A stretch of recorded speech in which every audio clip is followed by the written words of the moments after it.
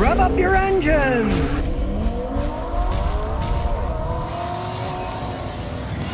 Here we go. Here's some real breaking news. Bridgestone is starting to make airless tires. Tires with no air in them. Commercially, they're going to make them for big semi-trucks first. But their first try is bicycle tires. And they're making them for the 2020 Olympics. Only they call the rim the web.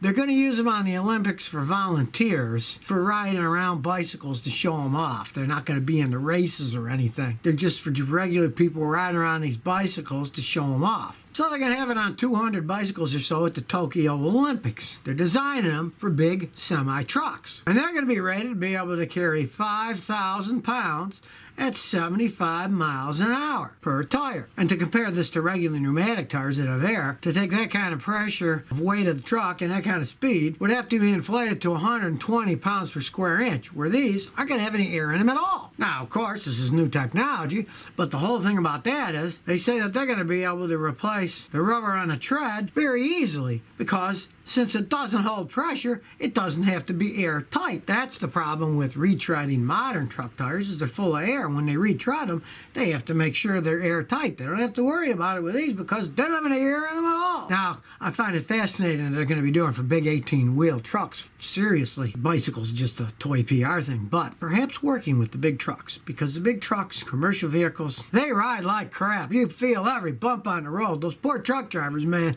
they're being bounced all over the place.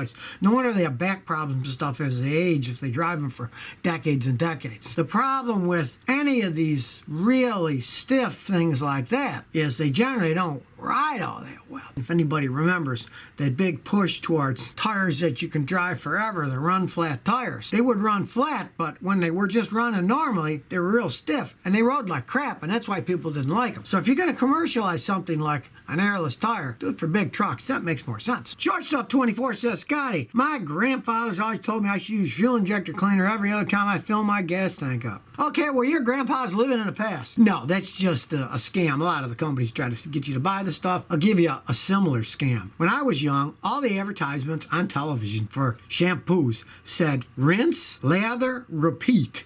And it even said on the bottles, rinse, lather, repeat. Well, you don't need to rinse, lather, repeat your hair twice unless you've been sticking your hair in molasses or something. You only need to clean it once, right? But if you did it twice, they would sell you twice as much shampoo because it would wear out twice as fast. You'd use the stuff up, right? Well, that's the same thing. Fuel injector cleaner, a lot of times you don't even need it. Modern gasoline has fuel additives cleaners by law in the United States. You buy good gasoline from a reputable station, you're not going to have any problems. They're well made. You don't really have to worry about that. That's not a problem that you're really going to have. And putting it in every other tank of gas is just a total waste of money. You don't need to do that anymore. Don't get suckered into buying stuff that you just don't need. 310 Chris says, hey, Scotty, I was thinking about buying a Lotus Elise. I know they have Toyota engine and transmission. Should I buy one? Lotus makes cool little race cars. They make them small and fast and they zoom around. There's actually a guy here in Houston who soups them up. And I saw at a show a couple years ago, he had a Lotus that put out 800 horsepower and cost over $1 million smackers. He was selling that particular one to some Arab prince in Saudi Arabia. They got a lot of oil money, so I guess they don't care about the price of them. But the normal ones, a lot of times they come with Toyota engines. Smaller ones have the same basic style of engine that my Toyota Matrix has, only it's zooped up from like 180 horsepower to 300-something horsepower. So the engines are good engines. There's no arguing that. But realize these are hand-built English sports cars. So they're very expensive, and even though they're Toyota engines, they're not really known for longevity and zero breakdown. They're still an English-made car that, you can have some problems with them. They're ultra expensive, too. So if you were going to buy one, my advice, look at some used ones. Used sports cars always go cheaper. And since they got Toyota engines, as long as the oil was changed, they should be okay. And find a guy like me who understands the technology, have him plug in his fancy scan tools,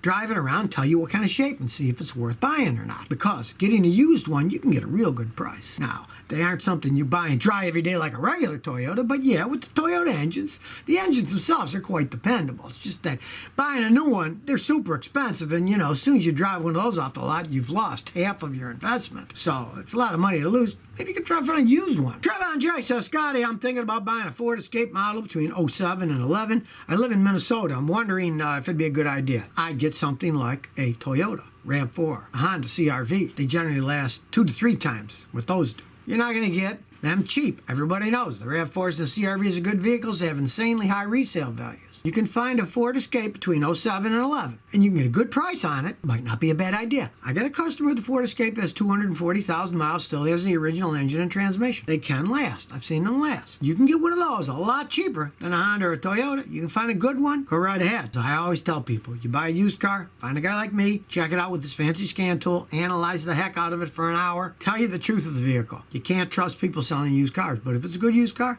you could get one of those for a much better price than a Toyota or Honda. I'd rather have the Toyota or Honda, but you're going to pay a lot more for them. You can get a better deal on the Ford, that's for sure. One Lucky Tuck says, Scotty, what do you know about problems with Infiniti coupes? Trying to decide between a 2013 G37 and a 2014 Q60. I am not a fan of Infiniti. They're really just fancy Nissans. A couple decades ago, quality's gone downhill. They can be nice cars to drive when they're new, but when they get older, they can cost a fortune.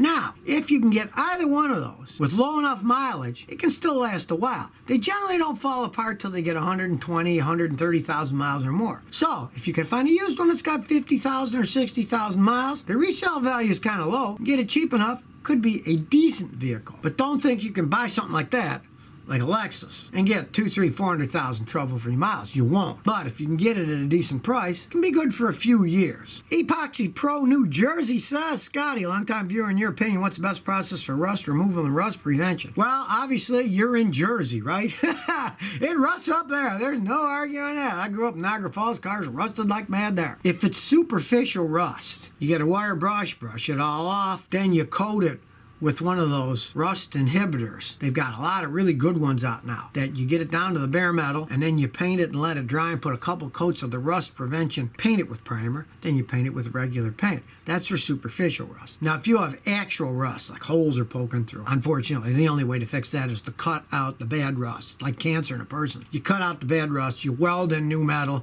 and then you prime and paint the whole thing. But if it's superficial, you want to brush it all off, get a nice wire brush and a drill or an air gun like I have, get it all down to the bare metal and get some of that really nice, there's a lot of these rust prohibitive paint out there. There's a million of them. They all work pretty much the same way, and they seal all metal nice, and then you prime it and paint it. And anytime, if you want to prevent rust, you see scratches and stuff, clean it off and paint it over so the scratch doesn't let water get into the bare metal. Now, if it's just a superficial scratch and it doesn't go through the primer to the metal, it doesn't matter. But if it's a deep scratch and it goes to the metal, then it's going to start rusting. RR Boots 59 says, Scotty, how long can a turbo-assisted engine last versus a non-turbo engine if you don't beat on an everyday commuter? Theoretically, it will last just as long.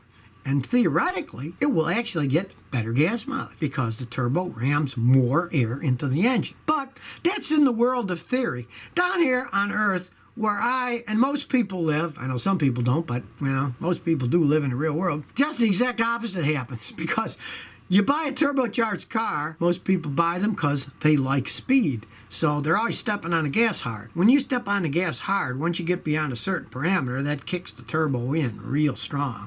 And you get that boost. Well, the boost is going to wear the engine out faster, and you're going to end up getting worse gas mileage. So the exact opposite than what you want is going to happen for most people that drive a turbo. But if you can control yourself, even I can't control myself in a turbocharged car. I'll always be stepping on the gas to go faster.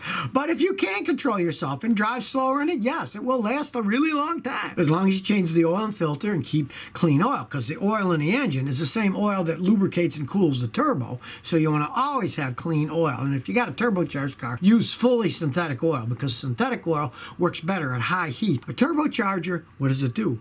It takes exhaust gas and it rams air into the engine. Exhaust air is hot, so therefore the turbo gets hot. So you want oil that can take heat. Synthetic oil takes heat better than non-synthetic oil. Just 26 says I got a 92 Pontiac GM 3.3 V6, a blown head gasket. I don't know if I should start to replace it. No, I tell you don't. Get rid of the car. It's, 28 years old, and it's Pontiac. They don't make them anymore. It's blown head gasket. You think you have a blown head gasket. Now, for that, you don't really know until you tear the engine apart. You might find out that the head's cracked, that the valves are worn out. You didn't give how many miles were on it. It could be it's going to need a whole new engine. The vehicle is worth, $400 or $500 max. I wouldn't put the money. I'd go look for another car before I do that. Or if you're really nuts about the car, get a used engine from a junkyard from a wreck that had lower mileage and put the whole engine in. Don't try to fix it. But I mean, something that old. Unless you had some kind of emotional thing with it, like it was your grandfather's car or something, I'd just ditch it. Now I wouldn't bother fixing it. So if you never want to miss another one of my new car repair videos, remember to ring that bell.